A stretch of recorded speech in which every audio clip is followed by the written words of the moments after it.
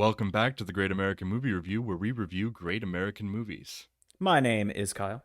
And I'm Micaiah. This is a Movie of the Week style podcast where we take turns picking films and we talk about their context and quality. This week, I have selected Tim Burton's 1999 adaptation of Sleepy Hollow.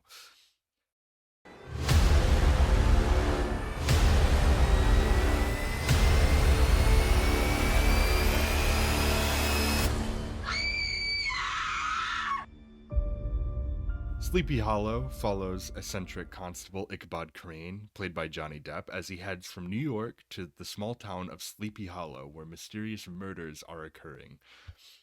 This is Tim Burton's eighth film, and it's an adaptation of Washington Irving's 1820 short story titled The Legend of Sleepy Hollow. Loose adaptation. Yeah, loose I would say. adaptation is it's a very loosely defined word when it comes to film in particular. It's got some of the characters. Yeah. And this was actually his third collaboration with Johnny Depp after Edward Scissorhands and Ed Wood. And yeah, the film came out and it received pretty, decent critical acclaim. And while it wasn't a huge success, it still did make $206 million on a $100 million budget, which in today's terms is $380 million on a $184 million budget. The estimated for Wikipedia is $70 million to $100 million budget and then $200 million gross. Yeah. So it at least broke even, I would imagine. If this was supposed to be part of a franchise in today's time, it would have broke even. A studio probably wouldn't have made a sequel to this. However, Yeah. it wouldn't have been disregarded either. It would have put the foot in the door for some people, but it wouldn't have been the next big franchise. Not that it's going for that, but no, not with this kind of return. It's no Dracula Untold or Yeah. I Frankenstein. Oh yeah, my god. But people definitely saw it. It was still seen by a lot of people. Yeah. It also received 3 Academy Award nominations, winning for art direction, set decoration. It was also nominated for cinematography and costume design. So yeah, this was my pick for this week. I wasn't ready to let the good times of the spooky season, as we like to call it, die out too soon. We're very early November now, but I'm still feeling it. So I mean, I think the movie itself is set. He says, quote, a couple months away from the new century, I think. So right. That could be November. That could be October. Yeah. So There's still pumpkins and it's stuff still around. the autumnal season. Yeah, it's very much an autumnal movie, and it's kind of become this weird thing for me where this is not an intentional annual rewatch for me for this movie, but it's kind of become that on just because it hits around this time of year and it just has this atmosphere and it has the vibe, man. It's got the right just kind of spooky tone. It's not scary, it's just kind of spooky, dark, mysterious, and it's also fun. And so it's just whenever this time of year comes around, I just want to watch it. And I actually have the 4K disc of it, and on the new TV, which I've brought up a couple times now because I love it so much. It looks gorgeous. I had the Blu-ray disc before, and that was kind of a subpar Blu-ray disc. Those blacks were crushed. Yeah, I think the rental that I used was 1080p Blu-ray. Yeah. So every time I've streamed it, it just the blacks, because this movie is almost black and white. And these very gray. Yeah, and the colors really just get crushed in the digitization of it with streaming, and even on the Blu-ray it wasn't that great, but on this 4K disc it looks incredible. So yeah, if you were wondering if you like this movie and you've owned the Blu-ray and you're like, should I upgrade? Definitely worth an upgrade if this is something that you like to watch regularly. Yeah, if you're looking for a fun, gory kind of Halloween movie, yeah, be right up your alley. Yeah, so this is I kind of laid out why I unexpected from Tim Burton is what I'd say as well, because I've seen quite a few Tim Burton movies, probably more than any other director somehow because of my childhood, I imagine, but I had never seen this. I obviously have seen quite a few Tim Burton movies before and after this, so I kind of knew what I was expecting. And the art direction is there, the whole directorsmanship vibe from Tim Burton that he always gives off is there, but I wasn't expecting the gore, and I wasn't expecting how heavy this would be compared to his other movies. Burton rarely ever does R-rated, and watching movies like this one in particular, I'm like, I wish he did some more R-rated stuff because I really like Yeah, it when he most goes certainly. there. Because I mean, this movie apparently it was the original script was written by I forget his name. Oh, Andrew Kevin Walker, who wrote Seven. Um, and apparently it was a lot more violent than what it ended up being. They got script doctor Tom Stoppard, who wrote Shakespeare in Love and Brazil and some other like very acclaimed films, an Academy Award winner. He kind of toned down some of the violence in it, but even still, like when it goes for the violence, it doesn't like hold back so much. It really it does go for it. So, and I really like Yeah. that in this. What'd you think of it overall? Like just as So a I've general got mixed thought. feelings about this, Yeah, as I do with most Tim Burton movies. I'm going to be honest, yeah, because in a way, I like the fact that it's rated R because I think it allows Tim Burton an air of flexibility or some type of flexibility. I think if you have seen Dark Shadows, it's a very, very boring movie. So, and it's also Johnny Depp, it's vampires, it's the same kind of tone, and it's a period piece from like the 60s or 50s. So it's that same kind of tone, but because I think it's just PG-13 and the writing is also bad, it really detracts from what I think could have been a good movie. yeah. But most of Tim Burton's movies are kind of like Sweeney Todd, for instance. I think benefits for the R rating, Right. and I really like that movie. It's great. So yeah, I think I agree with you. Tim Burton should absolutely do more R rated movies. The reason I have mixed feelings about this movie is the art is good. All the shots are really good, actually, but the the characters themselves fall flat, like almost every single one. Ichabod Crane gets very close, but then falls flat to me. And the writing itself, the dialogue is fine, given it's set in 1799, which the original short story was set just after the War of 1812.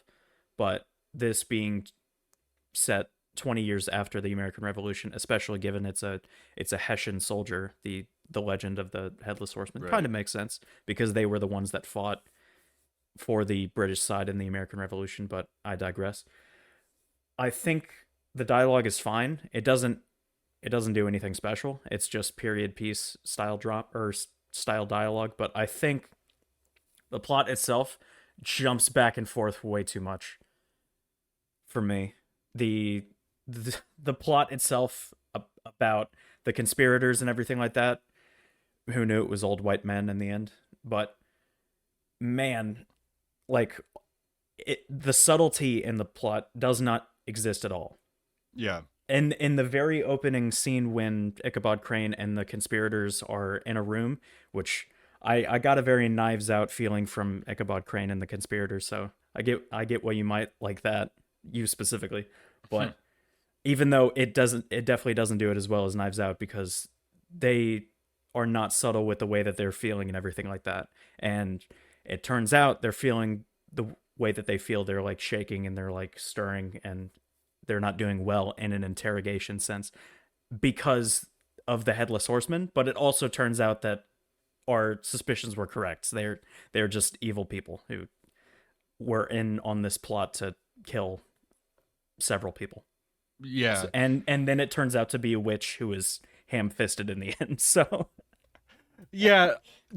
Okay, this to me, I'm just gonna lay my cards out right away with this one. I know that we'll get to scoring eventually where we can get more sure. into specifics, but back when I think about rating movies, this to me is like it's a perfect 7 out of 10.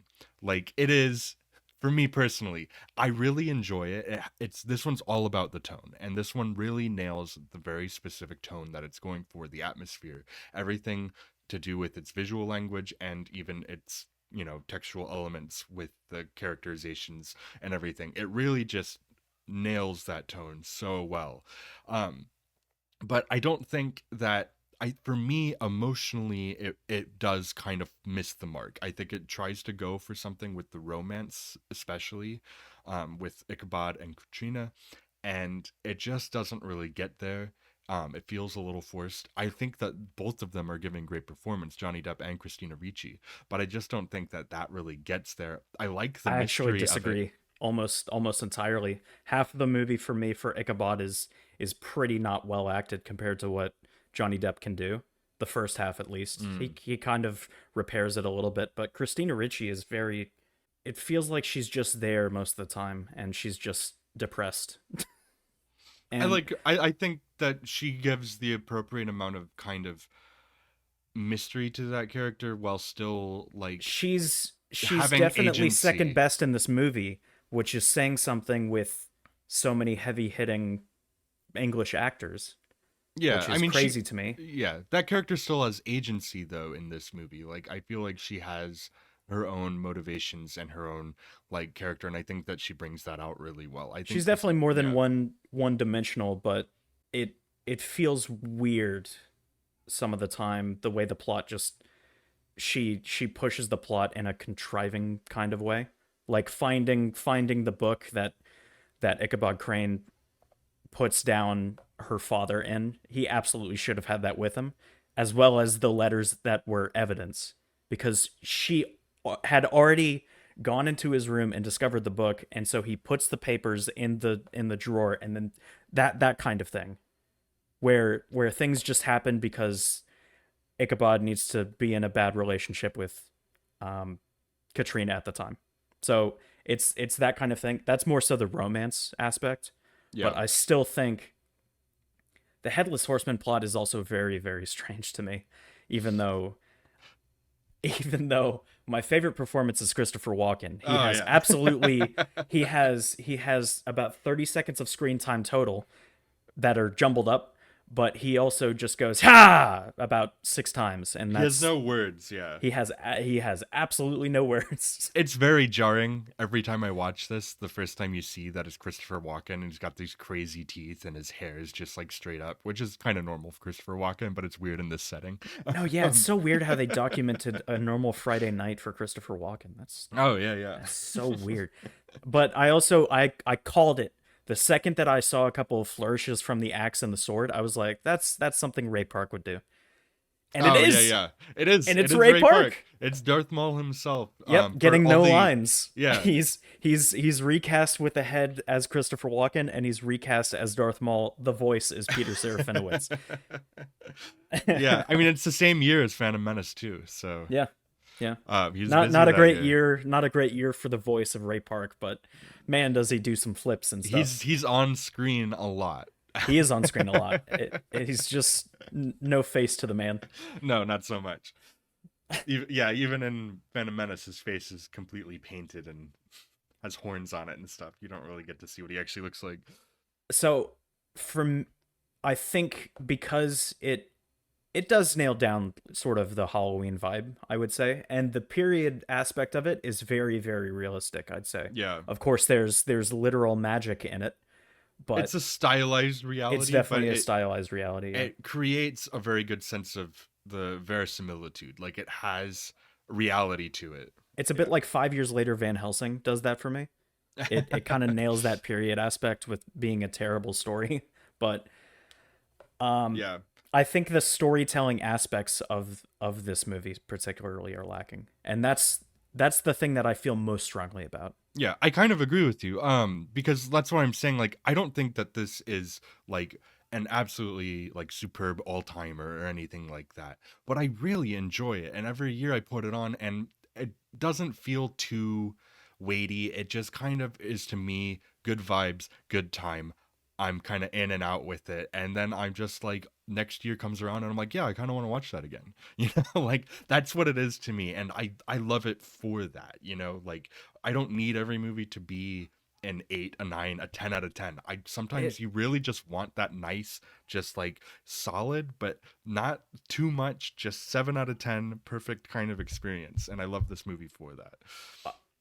I actually felt the opposite. I felt like this movie was 2.5 hours, even though it was 1 hour 44, Oh yeah, because it dragged. because the plot kind of it kind of does that thing where it sets up like end level action scenes kind of in the middle, Mm, and I looked at the time left after like Ichabod Crane gets stabbed and is has a fever and that kind of thing. And it felt like solidly we should be in the third act when it was only like 40 minutes in.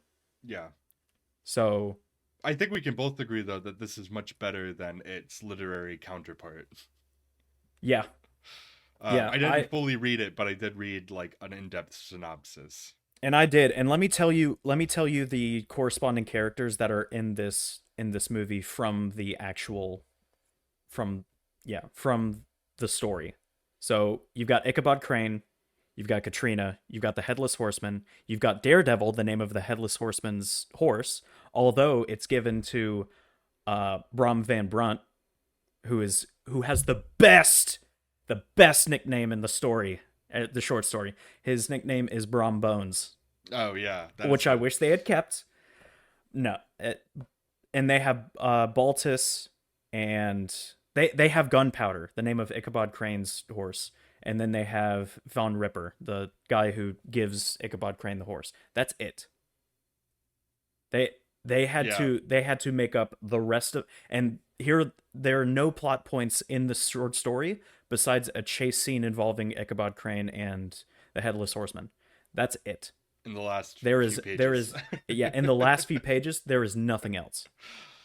Because he's a schoolmaster. He's just visiting the town of Sleepy Hollow, and he's really into like all of this kind of lore and stuff, and that's part of his like why he's there. He's also very into witchcraft and that kind of thing. He's definitely a believer in witchcraft, which he isn't in this movie. And small rant, most movies do scientists way wrong when it comes to new discoveries, because I would think a scientist that is experiencing something new would be like, I don't understand this. Let's figure out why this is happening. And then they go and experiment. They don't just go like, this doesn't go along with my beliefs, therefore it does not exist. Like they see scientists will see like a new species and they'll be like, very interesting, let's categorize this. They won't see a new species and go like, no, that doesn't align with the way that I think that nature is. So Ichabod Crane kind of being that scientific guy, I appreciate the fact that in this movie particularly, as soon as he experiences the Headless Horseman, he's like, oh crap, oh no. And he goes based off that. Like his entire worldview changes, but he's still like scientific the entire time. Yeah. I mean, and that's actually a really great scene to highlight that this movie has a sense of humor to it. Like there is, whether it's unintentional or not, I was definitely laughing throughout most of it. I think it's very intentional. Like it struck me as very intentional, and you have some great actors like Ichabod Crane using the young Mazbeth as a human shield, right. The witch's place. No, that's very funny. That's gotta be intentional. Yeah, and then you have like Ichabod Crane, like in that scene you were just talking about, where he's like under the cover on the bed. He's like, it's real. And then you have the great Michael Gambon, rest in peace, telling him, yes, we told you. That's what we've been saying the whole time. Yeah. It's so funny. His delivery there is perfect for the kind of comedic moment there of just like, we've been telling you this and you just haven't believed us, but now you've seen it, and yes, this is what we've been saying. It's great. And you have Michael Gambon and you have Ian McDiarmid, so you got Dumbledore, you got Palpatine, and you have I noted last week that Christopher Lee was in it. I'm super disappointed he was just in it for about 45 seconds. Oh yeah, I mean, okay. To be fair though, Christopher Lee, he cites this movie as kind of almost a career resurgence for him, and he says that doing this movie is what kind of got him to do Sauron and stuff, and Dooku and stuff like that. Because he was known for like Hammer. Shoot, horror I might films. have to give this an impact of a 2 then, because I don't think Lord of the Rings is the same without Christopher Lee. Oh no, not at all. And I mean, but Christopher Lee was known for like Hammer horror films, Dracula films, all these things from back in the day, and that's a large inspiration for like the tone and like style of this movie is definitely those. And So getting him to be in this movie was almost more of an homage to those things than anything, which is why it's more of a cameo than anything. Sure. Um, and so, but yeah, and it's great because he's like, as much as he's barely in the movie, like it's funny because his name is credited on screen in the opening credits Yeah. after he That doesn't I appear anymore. Like his only Yeah. scene is before the opening credits. He was like third on the list after of or third or fourth on the list of Yeah, top billing, and I'm like, wait a second, he's not in the movie anymore. yeah, He had his but one scene. but he does get to say the title of the movie. He gets to go That's true. Sleepy Hollow in his Yeah. great voice and everything. Um, so that I appreciated that. At least he got like a good moment in there, even though he had short screen time. But then you Yeah, also I'd have like Michael Goff. Yeah, How do you I, say I his was about name? to say, I'd like to point out that the conspirators themselves are Michael Gambon, Richard Griffiths, who's from the Harry Potter franchise, Ian McDiarmid, literally the Emperor, Michael, is it Goff. Go, I think it's Goff? an F Oh, sound. because it's English. Yeah, Yeah, it's like Rafe Fiennes, but Michael Goff, so Alfred from the Batman movies. the Tim Burton ones. The Tim Burton ones, and I think that's it. But no, You also have wait, Jeffrey Jones. noted scumbag Jeffrey Yeah, Jones. noted scumbag Jeffrey Jones.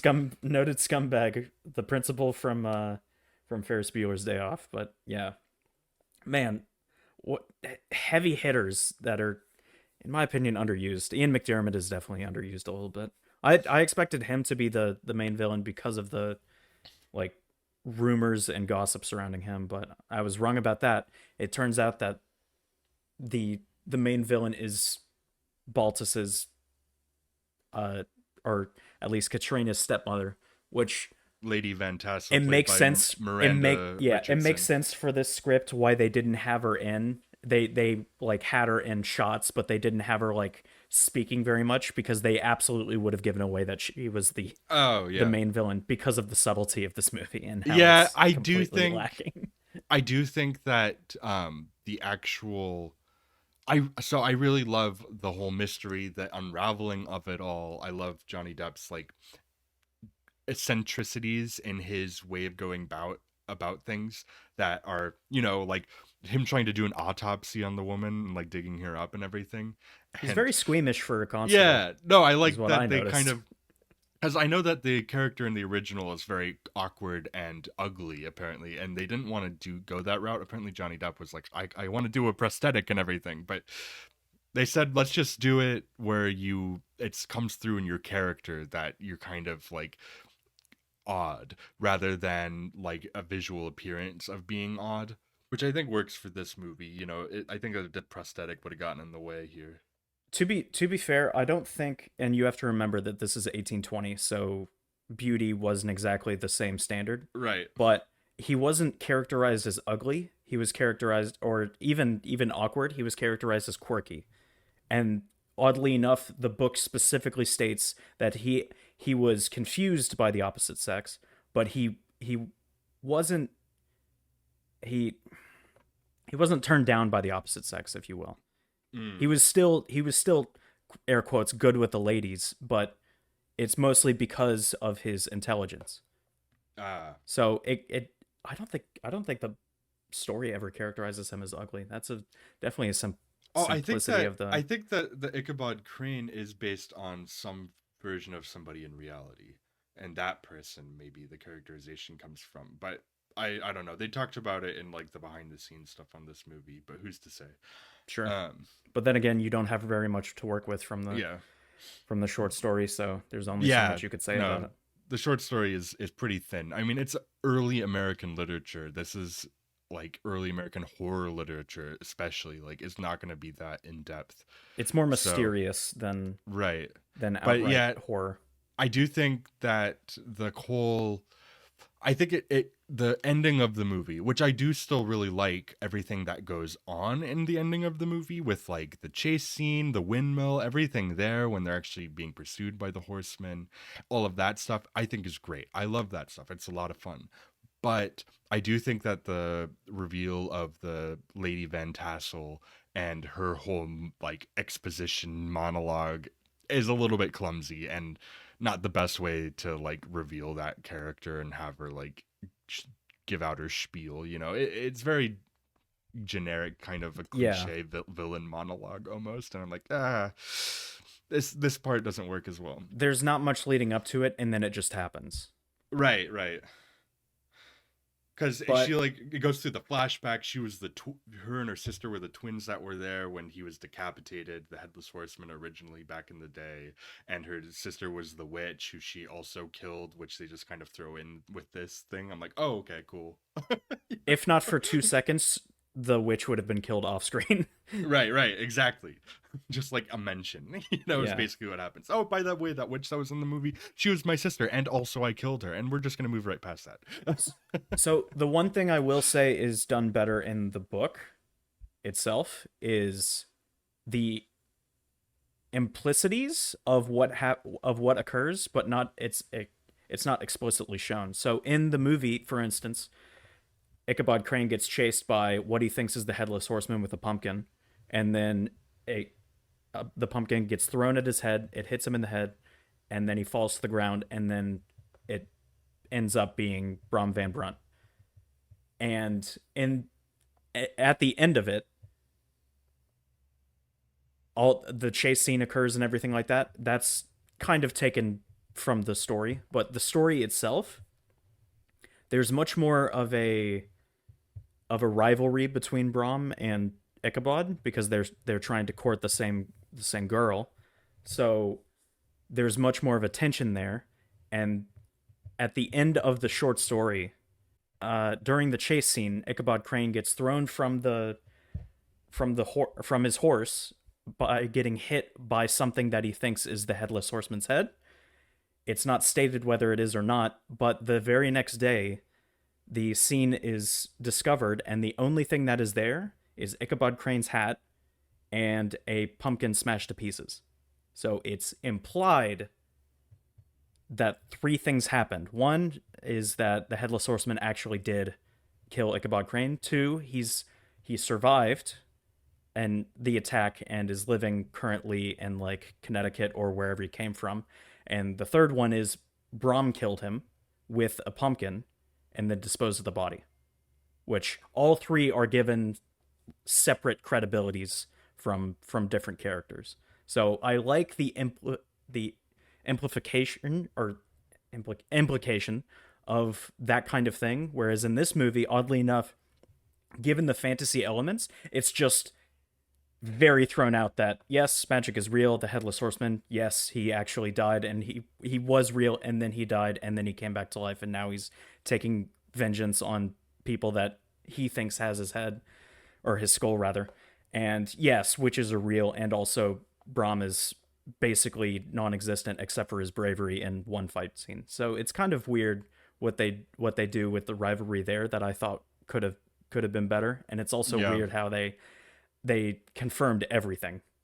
Yeah, I like that they're playing off of like one of the theories though, and like giving that like the whole like it was Brom von Brunt doing it the whole time, or at least for that one. That's more of a of nod or an homage, right? It's like I like that homage, and I kind of am with you. Like I do think that the ambiguity of it is probably why the story was such a lasting thing, because you get this very like stark mystery that's kind of what makes it into, especially from the 1820s almost. Right? Having not everything laid out, it's kind of it does more for the lore aspect of it, I'd say. Right.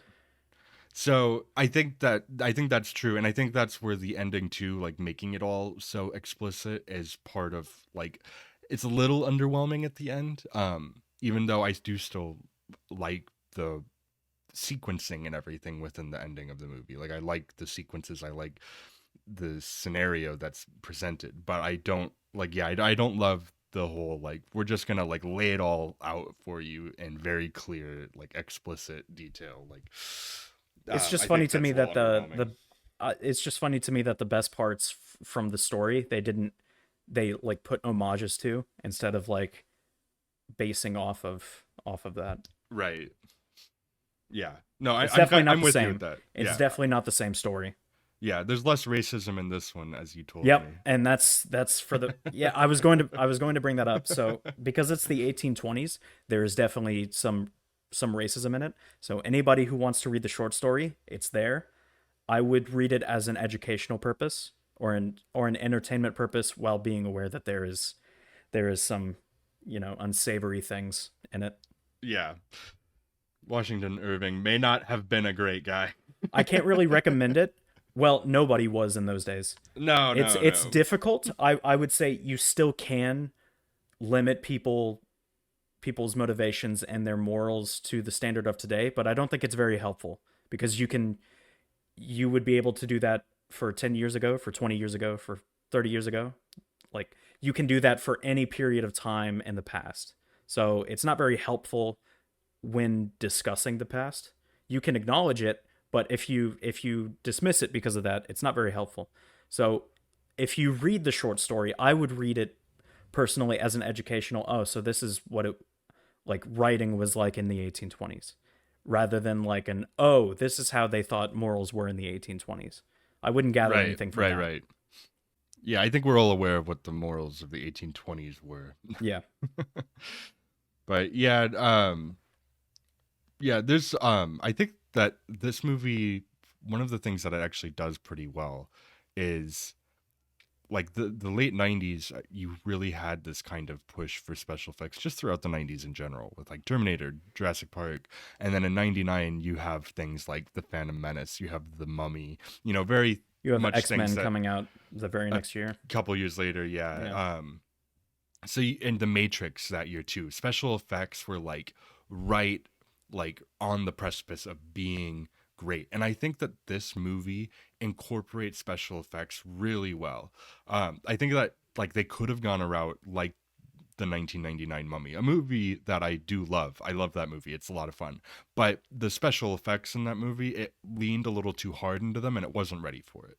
So some of the special effects don't hold up in that movie very much at all. This one, I think they do a really great job of blending the practical effects and the special effects. There's, only a real like handful of like full CGI shots, a couple of the horsemen and the horse that are pretty seamlessly done. And then otherwise, most of the effects work comes from like removing the head, because the body is fully the body. They just had to remove the head and like the collar and put in like a digital version of the collar, and that's it. And Yeah, I think they that they just had to yeah, they just had to kill the actor and then shoot scenes based off of that. It yeah, was a yeah. very smart thing to do. Yeah, and they even with like the decapitations, they made like real head molds of like these actors, very detailed ones. And like you have the Richard Griffiths decapitation, which is a little silly, but it sells it partly because of the R rating, I think, like allowing it to have the blood and actually show these decapitations. It makes it a little cartoony with the way it spins around, but it also helps that was an animatronic, that wasn't like a special effect, like a CGI special effect. That was an animatronic where they have the spinning head there, and so like that stuff, it really sells this kind of like, it blends that really beautifully in this movie. And if you didn't know, the whole forest, that's all a set on a sound stage. It set the record for a time for like one of the biggest sets ever constructed, both with like the town being a fully built town, and the soundstage woods was just like this vast set of woods, and like the carriage chase is all taking place on this indoor soundstage set, which is crazy. Like, look at some of the behind the scenes stuff on there for this, because like the amount of work that went into like these sets, like, yeah, they deserve their Oscar. They put in the effort for it, and it really delivers. Yeah. Especially coming from Yeah. Tim Burton's previous movie was Mars Attacks, which I don't know if you've seen that particularly. Oh, but yes. man, horrible special effects. Oh, very bad. I Some think of the worst I've seen. It kind of works for the movie's campy qualities, but it still could have been better. Well, no. I would say for Tim Burton, sure, but if any other director made that movie, I wouldn't enjoy it nearly as much. Yeah, absolutely. I think that like the trashy special effects in that movie almost work in that movie's favor in some ways. But yeah, I do, and I enjoy that movie. But yeah, I'm glad that here they really stepped up kind of the special effects game and really focused on practical effects. This was like a fully built town. Like with interiors and everything. Like this was like a real location, and you feel it in the movie. Like it is a really well created environment. I definitely see where most of the $7,200 million went. Yeah, like their money's on the screen, Yeah. like it's like they used their budget well, I think, so not gonna dock them in any way visually. I think that this movie looks great. There's even like I think one of the bigger effect shots is like the horse jumping out of. Okay, well first you get the tree, like the tree of the dead thing, where he's like Yeah. hacking into it and the blood's like spurting back on his face and everything, which is gross. It happens There's like 6 or 7 times to Ichabod. Poor yeah, he Crane. keeps hacking, and then when he opens it up, then like the heads are in there, like, and they all like come forward, and it's a kind of it's a gross shot. There's a little bit of grossness in here, not too much, just like with the horror. There's some horror The in here, the like Iron Maiden scene. oh yeah, the Iron Maiden scene with yeah, you have these weird flashbacks with Ichabod from his childhood and his mother, and she's just like there's one where she's just like spinning around and floating. It's very Tim Burton. I don't know how great those scenes are. Like they're kind of out of place and It odd. reminded me of Alice in Wonderland, and if you remind me of Alice in Yeah. Wonderland, you're doing it wrong. I'm Yeah, sorry. those aren't my favorite. Like that's not my favorite inclusion, but there's some good stuff to still come from that, and There are I some like themes the to Iron collect from that, Maiden. Yeah, but yeah, yeah, and you get like the musical score coming in with that too, more heavily, which I like Danny Elfman's score quite a bit in this movie. I Really think in some enhances cases it. it's too heavy-handed, like for no reason at all. But Mm, I think it's better than most of his scores that I've heard. yeah. Yeah, we've talked about this on the Dark Man episode that you're not the biggest Danny Elfman fan in terms of that I'm aspect kind of of it. indifferent to him. I wouldn't say there are a lot of composers that I dislike, but I think there are definitely scores that I dislike from composers that I'm indifferent about. So Yeah. it's that kind of thing. Yeah, yeah, like I've said in the Darkman video, I've always liked Danny Elfman and kind of his vibe, but it is big, it's boisterous, it's bouncy, it's over the top. This one's a little bit more like it's less bouncy for him, but it's still very like you have the vocal element to it that is very in your face. And I personally like that quite a bit. It works because it kind of once again adds to this kind of atmosphere and tone for me that I really like. Um Yeah. but yeah, I can see some of it kind of being a little annoying if you're not into that as much. Like the opening when Ichabod Crane is actually like physically going to Sleepy Hollow is just way over the top. Oh yeah, yeah. Way I over mean, the I top. once again, I love that. I love that. But yeah, I can see that being like a little bit annoying. Um, yeah, but let's see. What I was saying before about the scene where he jumps out of the tree because you got the heads and stuff, and it gets a little gross sometimes. Oh, Christopher Walken. Um, Yeah. yeah, yeah. The Or I which guess it's Ray Christopher Park. Walken. Well, Christopher Walken did play the Headless Horseman He did. at times, when like, but Ray Park is specifically the action Yeah. like double. So there are points where it is Christopher Walken in like the suit still, But even without his yeah, head. it's very small. It'll just be like close up shots of his face at him going Yeah. ha and that kind of thing. So Yeah, but that's that scene like because that's where it kind of reveals like explicitly too like where the horseman's coming from, which it's not like it doesn't say he's coming from hell or anything like that, but he's may as well be. He's jumping out of this bloody tree vagina. yeah, Um, that's and exactly what it is. yeah, with all these like decapitated heads in there, and he just flies out of there. There's a little bit of Um, afterbirth as well, man. Gross. Hey, you brought it up. I did. But it's yeah, it gets kind of gross sometimes, but those sequences are great. Like that whole like there's some good action in the movie. Like it's not an action movie by any means, but also sorry I'm like all over the place right now. But I did not think about this when I started watching this because I always forget because it's off screen. But this movie does kill a child. Yes, it does. It is off screen. It absolutely though kills a child in a great scene where like she hides the kid under the floorboards and his dad and his mom get decapitated above the floorboards, and then right when you think the kid's gonna get away with it, he doesn't. Now I'm And beginning to like see why you think it's a 7 out of 10.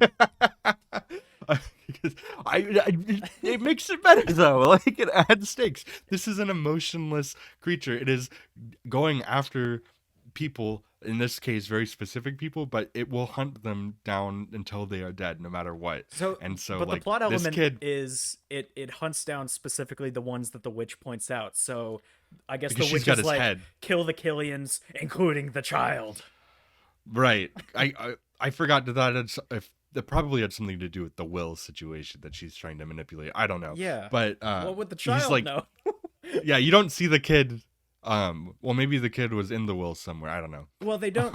I don't remember. I don't think the Killians. I thought that the Killians just knew rumors about the child from the Right. widow. I don't think they were actually part Right. of the will. But That's right. That's right. why wouldn't they kill? I mean, Mazbeth, at least the father, is specifically witnessed on the will. So why wouldn't they kill his child? Yeah. That's just a missed but opportunity for you. true. He is. But the headless horseman's leaving that house, and it doesn't show him kill the kid. But he's like stuffing something else into the bag that he keeps his heads in. So you're like, oh man, he killed the kid. Yeah. Which it does add more stakes for it though. It's like before you know exactly what's going on, you're like, oh man, the kids can die too. It's definitely more terror oriented because he's hiding under the floorboards, and it's like, okay, Yeah. as long as he doesn't make any noise, he'll be safe. And then it's like, nope, he's not safe. They hit him with the shining axe straight to the wood.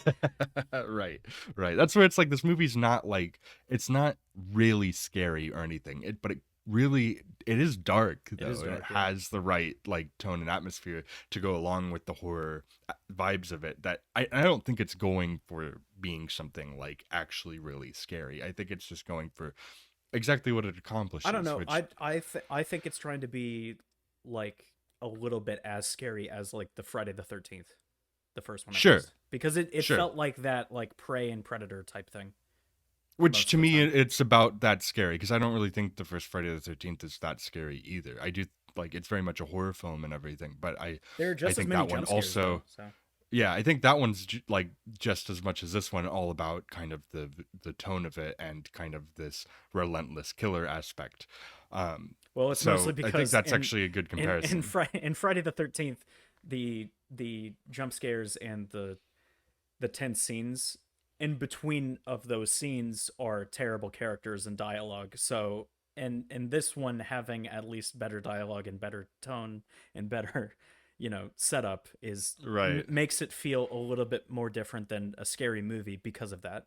Because it's Yeah. not just jump scares between terrible dialogue. It's Yeah, and I think that actually Nightmare on Elm Street's a good reference point because it sure, also yeah. has a very dreamlike quality in this film that movie also has. So I think it's kind of a dreamy horror, Well, there are dreamy, literal dreary dreams. horror film. Yeah, There are literal dreams in the movie. So there are little dreams, yeah, and this one too, yeah. But yeah, and it is very dreary. Like it is gray skies whole time. Like I said, it's almost black and white, and I think that it works for this movie to have it not just be black and white. Like I think it was a good decision to have like Ed Wood be black and white, but this one being like almost black and white, but still having a little bit of color, just makes it feel even more dreary, like of a location, just because it makes it feel more like this is just what it is here. Yeah. It's not like it doesn't quite have the full fantasy of a black and white film. I think we've talked about it before, but just making something in color black and white, I'm going to bring it up again. You brought up your thing, I'm bringing up mine. Zack Snyder's Justice League. Just because it's black and white does not make it a better movie. So right. that kind of thing, if they had just made this black and white, wouldn't have changed much, but I think it would have made it a worse experience. That kind of thing I can point to, like Sherlock Holmes as well. Guy Ritchie's Sherlock Holmes. If that had been made black and white, just with no differences, I don't think it's a better movie for that. Because I think when I think black and white, when I experience a black and white movie, I think of like the 50s or the 40s Night of the or Hunter. the 30s. Yeah, Night of the Hunter or movies before Wizard of Oz or that kind of thing, because it's evoking the technology at the time. If you just make a period piece like in 1799 black and white, it doesn't really add to the experience of it, because that's not what you experience the 1700s as, because no one experiences that. We still experience the 50s through movies, so being black and white. Yeah, I think it's really a movie to movie thing with it, and Yeah. I think that they made a smart decision by having it be this very dreary but still in color kind of quality. You can still And make an 1800s or 1700s period piece black and white, but you can't just take something that's in color and then make it black and white and therefore it's better. yeah, So is yeah, my it's point. also it also helps that this is shot by Emmanuel Lubezki, who's one of the best in the business. He holds the notable distinction of being the only person to ever win Best Cinematography 3 years in a row, because he won for Gravity, then The Revenant, or then Birdman, then The Revenant, 3 years back to back. Um, and this was his second Academy Award nomination. He works with Alfonso Cuarón a lot when Cuarón isn't his own cinematographer. um, Well, Birdman like and as in Revenant, I keep forgetting his name. It's the director's Inarritu. and Inarritu. Yeah. Yep. So he works with, yeah, because I mean they're I think they're all Mexican filmmakers. I don't know that for sure about Lubeski, but I'm pretty sure he is. But they're the three amigos, as they're called: Guillermo del Toro, Inarritu, and Cuarón. Yeah. Um, and Lubeski jumps around between them quite a bit.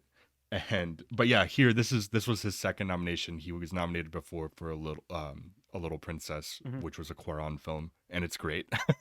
I'll probably pick that at some point because that is underseen at this point. I mean, if I was gonna But pick a Koran movie, I would probably pick Harry Potter and the Prisoner of Azkaban because it changes the tone of those movies so much that it's I mean, interesting to talk about. I could pick any of his movies. Roma, Children of Men is Gravity would be an great. interesting one based off of Gravity, yeah, what I think of holding back the script for visual purposes, that kind of yeah, thing. Not necessarily for a bad reason, but I brought up Enter the Void. Enter the Void doesn't really have that much of a script, but the visuals make it an avant-garde movie. So, right. but yeah, that kind of thing. Oh, Children of Men is a good one as well. Yeah, he's just such a great director. One of the best, Hmm. just as far as I'm concerned, ever. But definitely one of the best working today. And he has I forgot, he has a new movie I think coming out next year, and I'm pumped. um, yeah, but yeah, I think that the action in this movie is actually handled really well, and it looks gorgeous. I love the whole carriage chase. There's a lot of fun in it, like with Johnny Depp getting knocked off the horse and landing Like backwards, three or knocked times. off the carriage. Yeah, landing backwards, and then he actually got dragged through. Yeah, That was actually him. They put him in like a bulletproof suit underneath his clothing, makes sense. Yeah, because I was and about to say dragged him he would behind the carriage. absolutely like there the bottom half of him if he was dragged for like a quarter a mile. Yeah, his bottom half would be gone. Yeah, the whole windmill set is great. It feels very evocative of things like Frankenstein. Yeah. Frankenstein, just like an old like just Hammer horror film, stuff like that. The exposition with the who ends up being the primary antagonist here is a little underwhelming, but I Yeah. still really like the all the sequencing around it. So yeah, it still all works for me to the end of the film, even though I think you're right. I do think that some of the story elements get kind of lost, and it's working on a very, very loose adaptation of something that was hardly much of a story to begin Well, with, that can be a good thing and a and bad thing. good Obviously, and a bad thing. yeah, Yeah, because if you're trying to make a shot for shot remake of the 1820 short story, it's not going to be very good. Well, it no, can be very good, but it's very likely not to be. There's also very little dialogue in the actual short story itself. So a lot of it is just the stage direction of it or just the particular descriptions of what's happening at the time. So yeah, there's quite a bit of open ended. That could be a bad thing. That could be a good thing. I'd say loose adaptations yeah, can be better for it because you can be creative with it, which I think this movie yeah, was. And I think I do think the art direction and sets and that kind of thing all look very good. So yeah. that's not something I have a qualm with. Yeah, I think it really takes it up a level for Yeah. me. And like the whole church scene, we haven't even talked about the church scene, but that is such a fun and excellent scene where like kind of the madness of it all is kind of elevated to a new point. Um, Poor Ian McDermott. and yeah, with Ian McDermott gets bashed in the head Yeah. by known scumbag. No, no, Um, yeah. by Notable known scumbag. notable scumbag Jeffrey Jones. Yeah, with the cross of all things, Yeah. and you have the headless horseman not able to come into the church because it's holy ground and everything, but he still like takes a piece of the fence and throws it through and spears Michael Gambon Yeah. and pulls him out the window, and then his head ends up between some fence posts and he decapitates him that way. Yeah. It's so there's, as far as just like horror fun fall vibes goes, this movie is just it's second to none as far as that specific aspect of it goes. I So think is it it has such a fun. is it Yeah. implied that because Katrina, because she puts the pentagram down on the church thing, therefore the headless horseman could actually kill Baltus? No, no. She the symbol that she was writing, it wasn't Yeah. actually a pentagram. He thought Ichabod Crane thought that it was an evil thing that she was doing because that same thing appeared in his bedroom. But then when he's looking through the little book that she gave him earlier, the one that stops the bullet, he sees that that specific symbol is something for protection of loved ones. Oh, I saw the protection from loved one thing, but I don't Yeah. think I saw the symbol. So I was just Oh so very yeah, no, confused by that. that's what that symbol was. Oh, So when okay. it shows That up makes both more in sense. his room and later, yeah, So yeah, okay, that definitely changed my experience because I still thought Katrina was evil the whole time at the end. oh no, I didn't see that no, symbol. she was using witchcraft, which is something that's definitely taboo. Burn the witch. Uh, Burn her. Yeah, but she was using it to help the people that she cared about in this situation. Quick, does she weigh But more you than a didn't know duck? that it's yeah, it's very smartly like kind of lets you not quite know where she lies with things for Sure. a little bit though in the movie. I think that that's part of the fun of the mystery there. Once again, I don't think the romance between her and Johnny Depp works so well. No, I feel bad for Brahma again because I he was so brave fighting the headless horseman, even yeah though he knew that the headless horseman wasn't going for him. And she's like, yeah "I have shed my tears for Brahm. It's okay. It's over." right. He And I'm doesn't even like, care. "What It's the just like hell? What the hell, yeah. Katrina?" I mean, Casper Van Dien, you know, I he's gonna go off and join the military and fight giant alien bugs, so he'll be fine. But In uh, this life or the next. in this life or the next, yeah, yeah, it doesn't. I think part of the reason that the romance kind of falls a little flat is because like I said, I think that both of these actors are giving solid performances. Whether or not you agree with that is beside the point. They might be giving solid Because performances, but there's not really much to go along with. there's no chemistry between them either. No. Which apparently Johnny Depp met Christina Ricci because there's a 17-year age gap between them. There's more of an And age gap between her and him than her and young Mazbeth. So right, right, and like she's double 19 actually. when they filmed Triple this, actually. so at least she's of age. You know, she's not like you know, she's not still 17 when they made this. At least she's at least 18 or 19. Which when they she filmed is 18 in the short story. We don't know Yeah. how old Ichabod Crane is. We assume late 20s, early 30s because he went to college. We assume at Yale. He's from Connecticut and he's been a schoolmaster, but he's also quoted as being a companion to the larger boys that he teaches. So I would understand. And back in those days, that was kind of a thing. So I would expect back in those days, he would be like mid to late 20s, which you've got to understand as well. Mid to late 20s is like 40 years old back in those days. Right. And but apparently Johnny Depp met Christina Ricci when she was like 9 years old because he was dating Winona Ryder when they worked together on Sure. Mermaids. Yeah. Johnny Depp didn't work on Mermaids, but Winona Ryder and Christina Ricci played sisters in that movie, in Mermaids, with Cher as their mom. And yeah, so apparently That's they the knew each 80s other if though, I've ever from heard this. it. So that's a really awkward situation to be like thrown into Yeah. for like the first time you really work together on a set is like romantic I wouldn't love interest. I wouldn't call that this movie's fault specifically because Christina Ricci was definitely over sexualized in the late 90s, early 2000s. So Oh yeah, that's I mean just as we're that's just the industry as a Yeah. whole. right, that was a bad industry thing. It's still the case today, unfortunately. Absolutely. But not nearly as bad as it was back in like the late 90s especially. That was Yeah. the worst. That was the Britney Spears era of like we're gonna take advantage of young women and Yep. popular entertainment. But but yeah, that's a little unfortunate. but but yeah, I think that their chemistry just doesn't really work in this, and maybe it's because of that awkwardness there.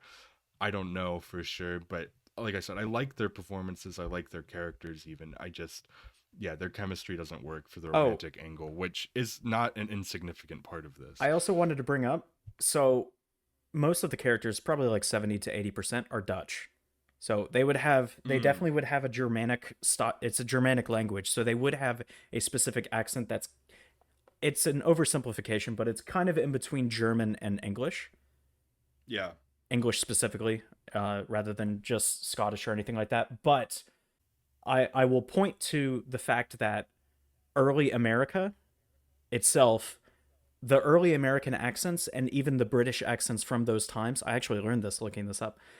The early American accents and the British accents contemporarily were much closer to our accents now than British accents now. So British accents have skewed, again, oversimplification because there are many Yeah. different British accents or dialects. But what you would think of as the British accent has kind of swayed even more so British today than it was in the early 1700s. So I just think it's Mm, interesting. Of course, if you're the thought process of having so many English actors and it's early Americas, you would think it would be English accents, but it's not necessarily the case. That's not really a knock for this movie because every movie does it, but I think it's just right. interesting to note that either they would have Dutch accents, which they did in the 1820s in upstate New York because New York itself was mostly of Dutch heritage, but it would either be a Dutch accent or Ichabod Crane would probably have much more of an accent today than an English accent. So, an interesting note. Right. Yeah. All right. Well, do you have any other thoughts on just the movie as a whole, Now we or do can you want talk to get about into the scoring. scoring? All right. Let's get into scoring.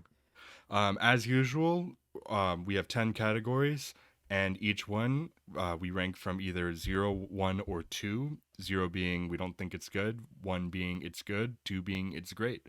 Um, these are just the thoughts for the scoring here reflects the show and our collective opinions based on these categories. It's not necessarily what we exactly think ourselves, but that's just how we Yeah, do it here. It's been working for us so far. it's based on the vagueness of the categories as well as only limiting it to 0 or 2. So, Yeah. All right. First category, as usual, is writing. this is the one that I feel strongest about when it comes to I don't think it's very good. I think for me it's a 0 because it had it had very little going for it for the short story, true, but that means it had the most openness. It had the most creativity possible when put into the screenplay and the script that I think it falls flat to me. The themes are there kind of. The plot is not very good in parts and the pacing is a little bit weird when it comes to that. The dialogue is fine, but I don't think it's enough to give it a 1. Yeah, I think the dialogue is good, and for me, it might be enough to give it a 1. But I'm kind of with you. I think thematically, it's a little thin. Yeah. I think that even in like the behind the scenes, like Tim Burton talking about the movie and its themes, like I was like, "That's that like that's it." I'm like, "Yeah, it kind of is it." You know? So like fear of the unknown and stuff like that. I'm like, "Yeah, that's true," and that works for horror, specifically. But this movie has more that it's juggling than just pure horror. So I kind of I would still give this a 1 personally, but I get your points enough for 0 from what we've talked about so far that I'm willing to go for 0 for Fear of the writing. unknown is an interesting theme to bring up because it's like when I think of fear of the unknown, I think of different horror movies because this one it lays out completely that It everything makes here it a is little real. too well Yeah, known. it makes it a little Yeah. bit too grounded somehow. And Yeah. even though it's not, and it's like it reminds me of the Rick and Morty thing, which I assume you've seen. A warrior comes up to Rick and is like, "You have to kill me. If I get killed by a great warrior, I go to heaven." And then he eventually gets run over, and then he gets dragged down to hell. And Morty uh, convinces him that there's not enough evidence of that, so he's just getting himself killed for no reason. And Morty immediately just goes like, he said there was no evidence. That's tons of evidence." And it's that kind of it's that kind of thing for me. Right. It's like when you see the headless horseman, and when Ichabod Crane sees the headless horseman, and immediately just goes, "That's tons of evidence." What? Why were all the townsfolk going like, "Oh, it's the legend around here that the headless horseman"? And it's like, no, he's there every night. He's Right. it's that kind of thing for me. Yeah, thematically I think that it's not very well held up. Like I think that it's once again, I think the strength of it is in the writing for the actual dialogue.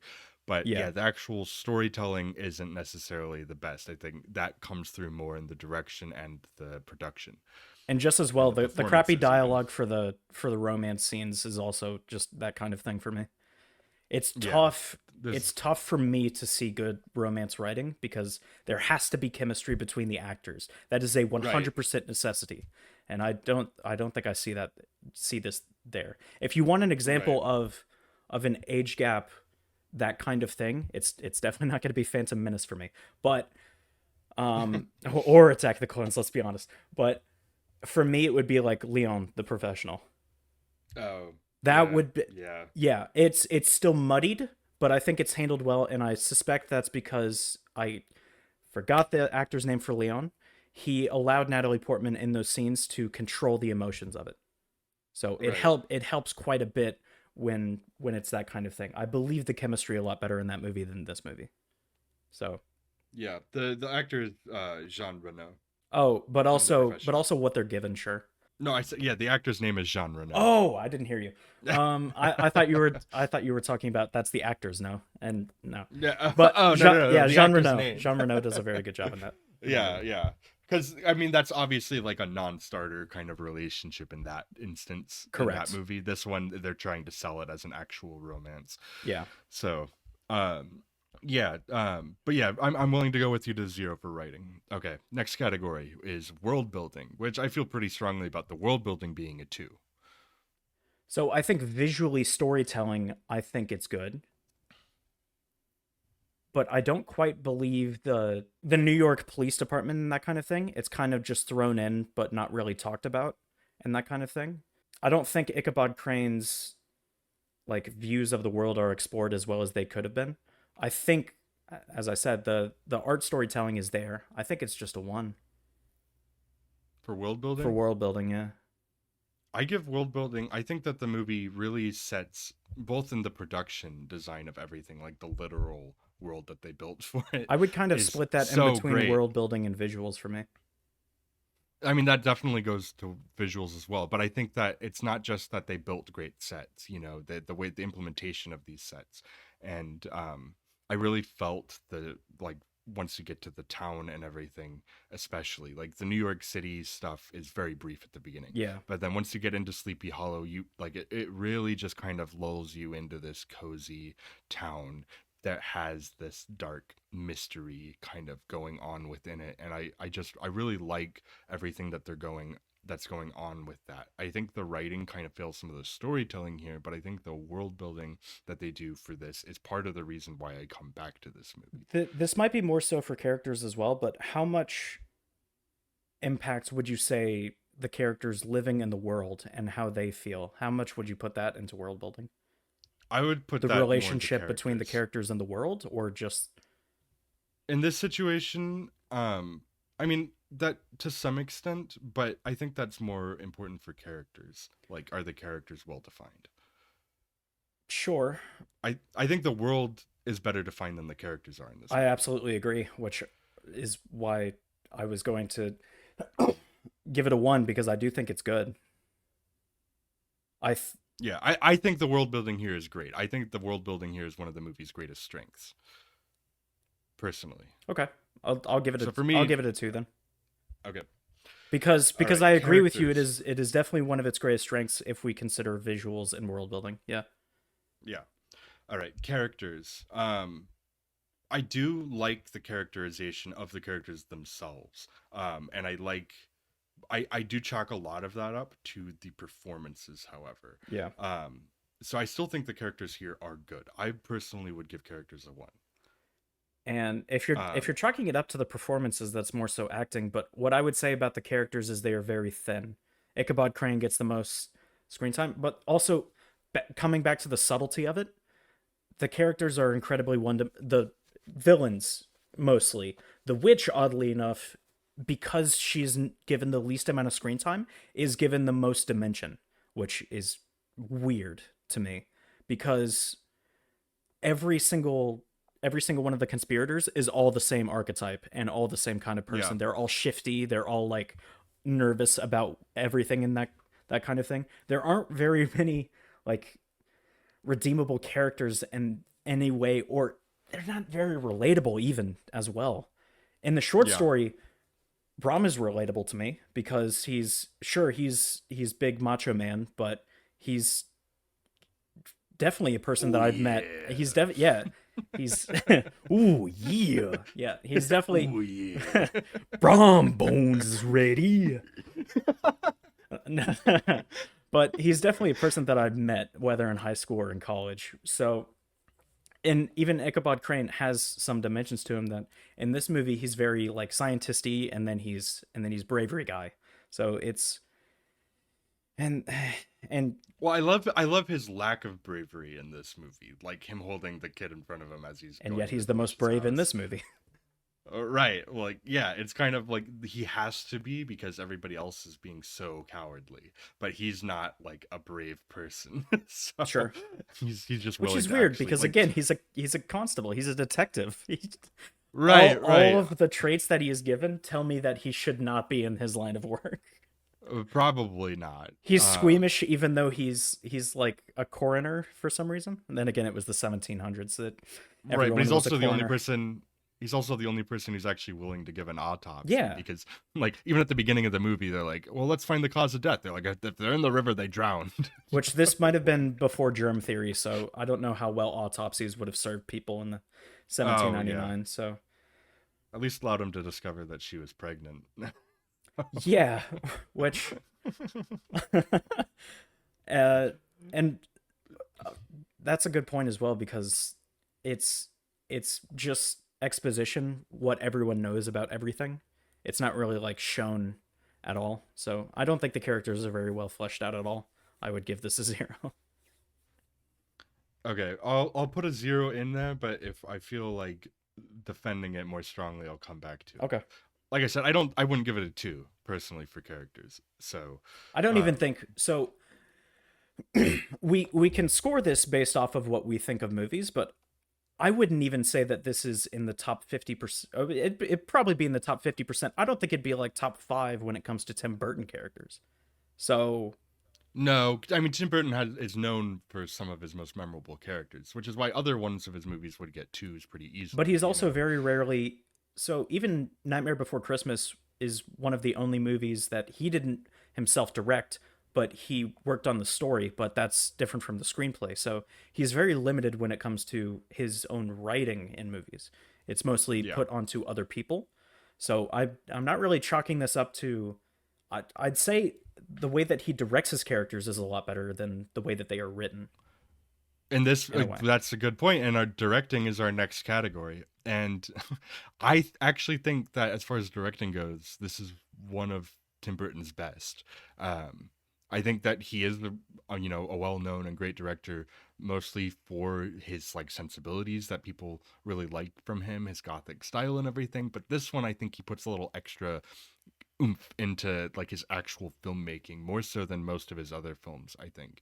And so I would give directing here personally a 2. I think this is one of his best as far as that And this is goes. why I brought up specifically Tim Burton movies because Tim Burton is one of the directors that I've seen the most amount of movies for. So I feel comfortable putting this in the one category because I can count on two hands the number of movies I think he directs better than this. If you want, I can list them. Sure. Go for it. List them. Okay, Because I would so put directing at a 2 here. chronologically, I would say, and you can disagree with me, but I would put chronologically I'll let you know. Beetlejuice, Batman, Edward Scissorhands, Batman Returns, Ed Wood, and Sweeney Todd. I would put all over this. I would not put either of his Batman movies ahead of this, Directing wise, nor interesting. directing wise. Yeah. Um, Nor would I wouldn't even put Beetlejuice ahead of this, directing wise. Hmm. I really do think this is one of his best directed films. So I've directing, I feel pretty strongly about it being a 2. I think that this one really kind of exemplifies where Tim Burton, like his strengths as a director, My next and question to that would kind of be, would you put the rest of the ones as a 2 for directing? those other ones. No, Interesting.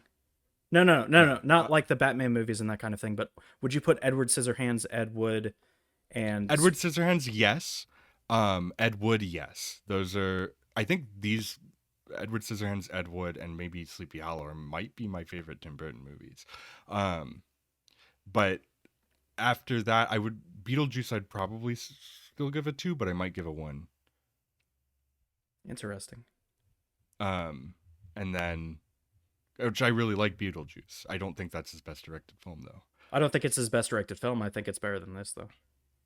I think we fall at just different perspectives then on this one. Yeah. But I would give directing. I think that this is one of his best directed films. I would give it a pretty easy 2 for me personally. So we can loop back to that. Yeah, loop back to it. All right, acting. Acting. I think that the acting really elevates the characters more so than the writing does, for sure. Like, I think that's within the absolutely context, true, yeah. but I think that's a low bar for me. Low bar still. Yeah, I personally, just because I really think Johnny Depp is great in this movie. I'm not saying it's his best performance. I wouldn't even say that this is like an Academy Award worthy performance, but I do think that he's giving a really compelling performance, one that, compels me at least. And I think that Christina Ricci is really good in it as well. Plus the supporting cast in particular, like, kind of takes it home all, like, the rest of the way. I think they all do a great job. I think So it might have been because I expected too much from them. I think I have to dock a few points for kind of pedestrian acting from these all-time greats. I think that earns it just a 1 for me. Because of that, but also Christina Ricci's character itself falls flat for me, and the acting doesn't help it too much to give it a 2. I don't think the top 2 characters, well, the top 2 actors here, I don't think they push it towards a 2. If Christopher Lee was in 45 minutes of this movie, we might be talking different, but I don't know. Yeah, okay. Also, the witch is pretty bland, I'm gonna be honest. Yeah, I'll go both of them actually. Yeah. Okay, visuals I will absolutely give a 2 because visuals is an easy 2. Yeah, $70 to $100 million, most of that put into the sets. It better be good, and it definitely is. So it's definitely very, very close to what I imagine 1799 would look like. Even the New York scenes, the sets are beautiful. So beautiful in a way that they are like accurate, or what I would consider to be accurate. So yeah, and with the special effects work and the practical effects work, it's all just really well. Oh yeah, and the cinematography was nominated for an Academy Award. Let's talk about that too. This is one, if like the visuals went up to 3, I'd give this one a 3 for visuals. Oh sure, it's easily its strongest quality. Yeah. Editing, I think, is a solid 1. I don't think there's anything special about it. Not particularly, but I think it's all done well. We've also called editing pacing in the past, and I think the pacing is just a bit off for me. Yeah, I don't think it's like the absolute best paced film in the world, but given like the different elements that it's working with, it still, for me, works pretty well there. And that would be the good aspect, yeah. Yeah, and then the action is really well put together as well. Which for a movie like this, I wouldn't necessarily expect it to be, but it is. Yeah. So yeah, I'd give editing a solid 1. So sound for me is the next category. Yeah, so I will agree with you on the score for the most part. I don't think it's enough for me to take away a point for that. What I think I'm taking away a point for is the sound design of the swords. It's a little silly. They use the same sound effect over and over and over again, that like kind of metal on metal clang for a decapitation.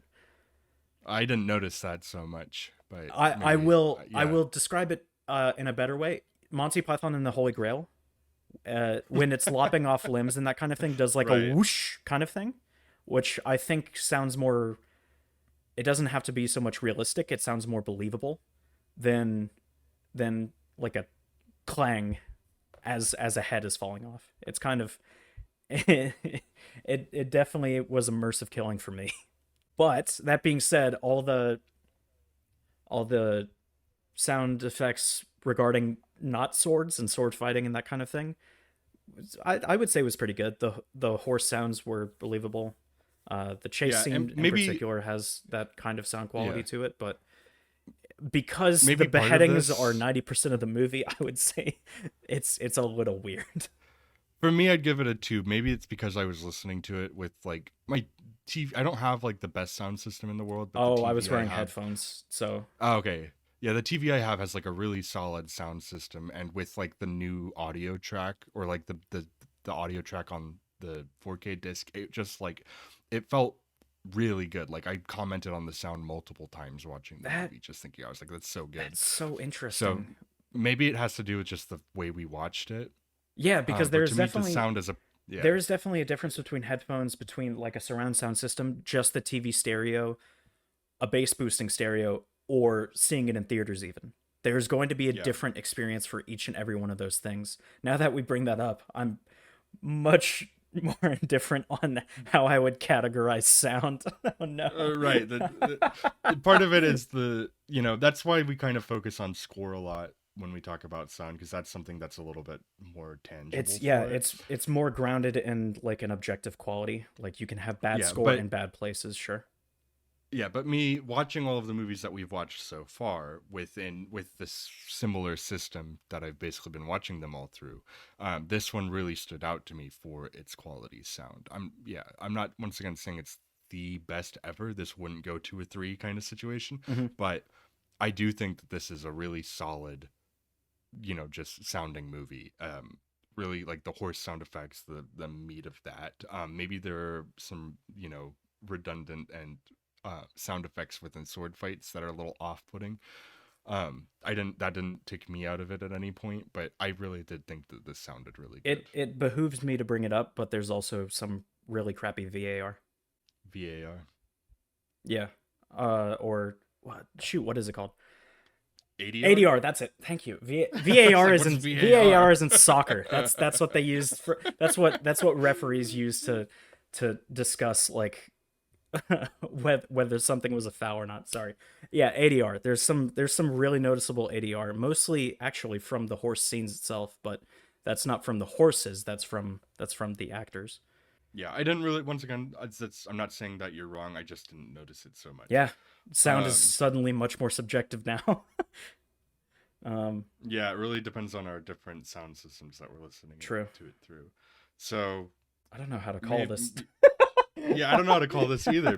Maybe we just, you're saying 1, I'm saying 2. Let's just come back to sound in a minute. What we've always done, it may not convince you, but 1 has always been a positive thing. I'm not saying it's below average. I'm saying it's genuinely above average sound. Okay. You're right. You're still saying it's good. Yeah. You just had some specific qualms with it. So I'll take the 1. I will say this, being a bit meta, I like the fact that 1 means good and not fine, because it'd be much more difficult to sway an opinion, whereas it's much more leeway on a 1 being good. Yeah, that's why like a 10 out of 20 is still a good movie for this show. It's still the way that I see quality in movies, I see it as a bell curve. Like the regular distribution bell curve. The best of the best are going to be 1% and above, which is probably going to be an 18 out of 20 or that kind of thing. But yeah, most movies are probably going to be somewhere in the middle of the 4 to 6 range. Yeah. So, yep. Let's see. All right, so our genre category, this one's kind of a blended genre thing. It's both a period romance / gothic horror, with adaptation elements. With adaptation elements. I think that as far as the gothic horror element goes, it really nails it. Like I think they do such a gothic fantasy is what I would consider this as well. Yeah, gothic fantasy. Somehow crime, those aspects to it, mystery, with thriller. It's got everything. It's got a lot going on here, and all of that stuff works. It does put a lot of emphasis in the period romance, aspect of it, which we've talked about enough already, but that just kind of falls flat for me, and that's kind of where the emotional hook of the movie is. And as much as I do love this movie, the emotional hook of the romantic angle of it completely falls flat for me. And I don't feel a lot of like, you know, the journey of the emotional arc of that story of it just kind of doesn't work for me at all. Um, I don't think it's the worst thing ever, but within the context of this, I think it does so many other things a lot better that I almost would have wished that it just kind of focused more on those things as far as like putting the emotional weight there. But I'm like a 1.5 on genre though because it does the other stuff so well, I think. I But I'm a I'd still go to a I 1. I'm a one because of the fact that genre is our most arbitrary one. Well, aside from impact, but it's still that kind of thing where we can see that it does some things well. If it's trying to do those things well, it does some things poor. If it's Yeah. trying to do those things poor, then yeah, it would just be a one. Yeah, I feel like genre category really is like how well did this movie do what it was really trying to do. Execution, yeah, And sure. yeah, I think in some ways that within the context of doing it as a horror film, it kind of gives it a different lens, but the romance angle is also a big Yeah, part there of are it. still things So, that fall flat. yeah, I agree. Um a final category is impact. This movie made money. It won Oscars. It pushed certain people's careers forward, like an Emmanuel Lubezki, giving him his second nomination, probably getting more connections there overall. And stuff like that. The movie made $200 million at the box office at the time, which was great. I don't know where that ranks with the 1999 like I can look it up. things. It wasn't like an overall like massive hit or anything like we talked about before. It's also rated But R. yeah, it's also rated R, so that's actually a good point too. Um, Wow, thanks. I have some of those sometimes. yeah, yeah, you do, Kyle. Every once in a while. You have your moments, not many of them, but you do have them. Who am I quoting there? I don't know. I'm not good with quotes. Ah, Leia.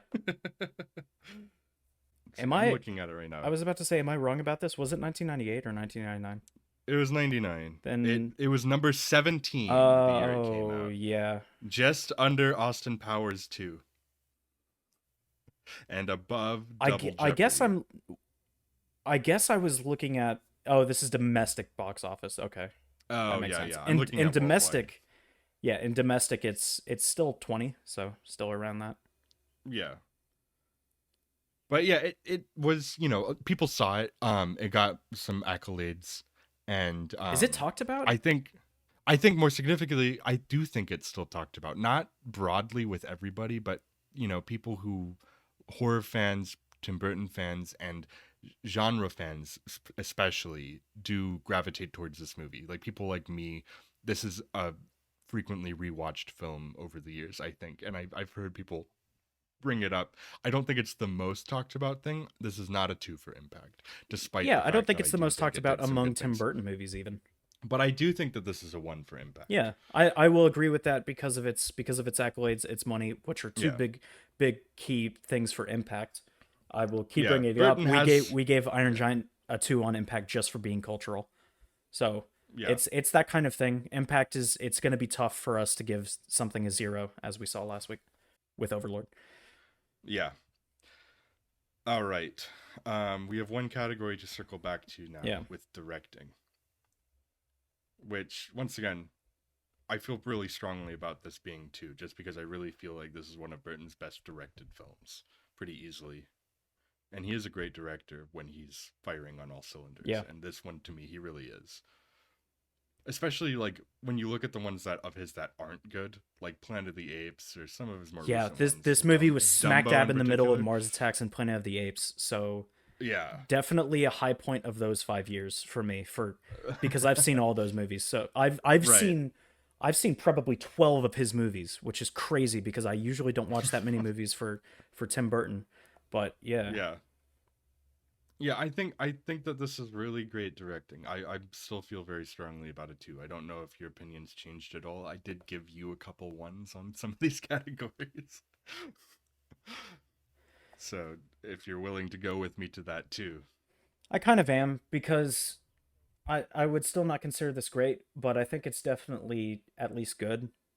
So, and I directing as well as editing has been my kind of weakness when it comes to judging because I'm Mm. not as well versed in great directors' filmographies, and I'm oddly enough much more versed in bad directors' filmographies. Oh, yeah, So it's that kind of thing. yeah. Well, that puts our final score at an 11 out of 20, which I think Again, this is our third 11 out of in a 20. yeah, in a oh man, Is it, it's not in a it's not row. in a It's a row. Friday the 13th was after Blade 2, but yeah, 3 out of the but 4. yeah, Blade 2, Sleepy Hollow, and Overlord Yeah. are all 11 out of 20s for us. Which to us, that on our show, that's good. I think That is like I interesting because yeah.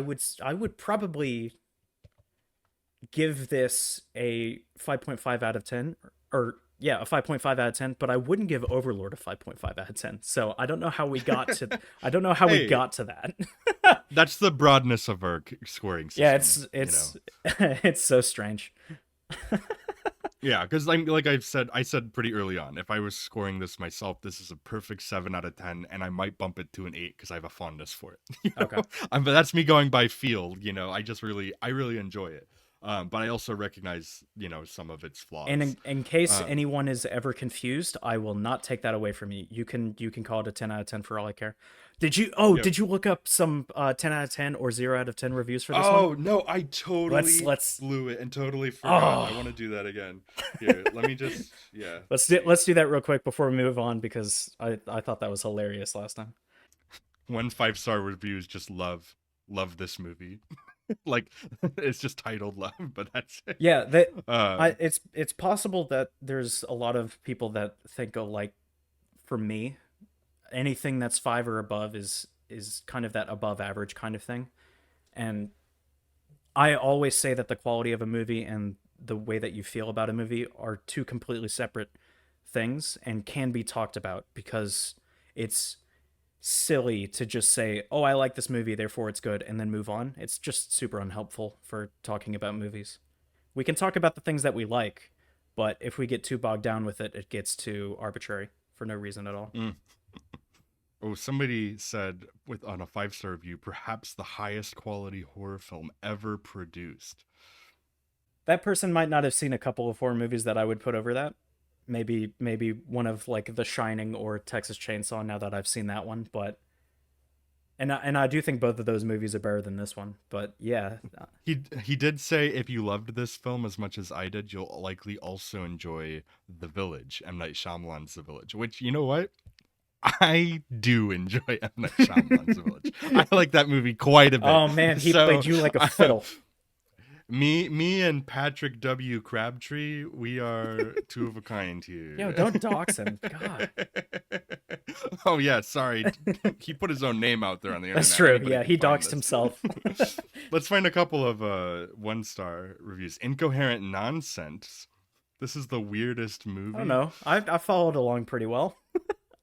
Yeah, they're annoyed that it has nothing in common with the book other than the names of a few characters and Listen, setting. listen. People need to stop harping on that. The book is like in a vacuum. That is not a good story. It is just not. It wastes way too much time. 20% of it is talking about birds. Oh, somebody hates the score for the movie. They give it 1 star and said, "Is this the worst scored movie ever?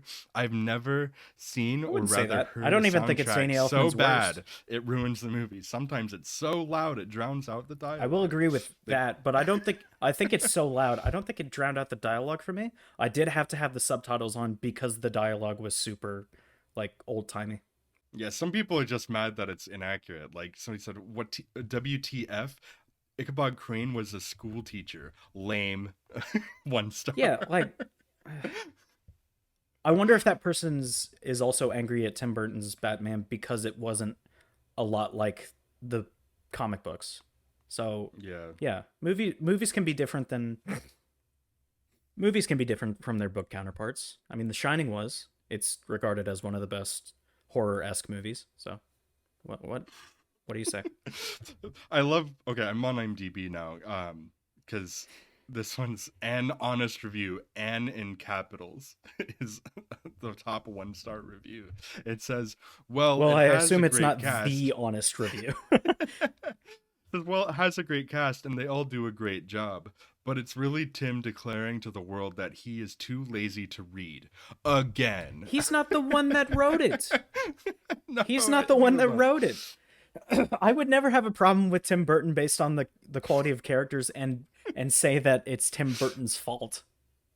I suspect that this review is from a child because it's 1 out of 10. Possibly. And it just says "Be good," and it says this was possibly the greatest film I've ever witnessed, from the countless number of decapitations. They gave it a 1? To the amazing scenery. They gave it a 1. Maybe they think that means it's like number 1, which is an unfortunate thing Yeah. to mistake. Washington Irving would roll in his grave. Good. The man was a racist. Yeah, no, yeah, it's fine that he can roll in his grave. Yeah. Well, those are some 1-star. Let's jump to a 10 and just see what a couple of those are. Which that's probably, if you're still on IMDb, that's got to be the majority of them. I imagine. For 10s? For 10s, No, the 10s, majority 9s, 8s, that kind of thing. This has an average of 7.3 on IMDb, so 7 and 8 are the biggest. But that also is an average, not a median.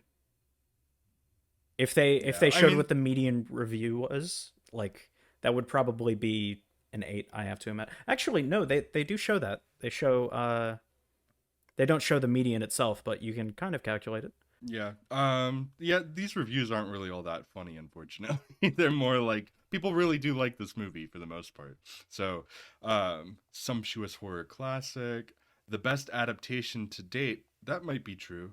I haven't seen other adaptations of it, but this has visually representing like the story, which is honestly the main thing that this people know the story for, is the visual aspects of it. The iconic horseman rearing his horse with the pumpkin and all that. Yeah. You know, for that, this movie nails it better than probably anything else ever is going to. So that, yeah, I kind of agree with that. I don't know why this movie is classified as steampunk sometimes. I wouldn't really call it that at all. Oh, no, because of the inventions from Ichabod Crane. I could see that.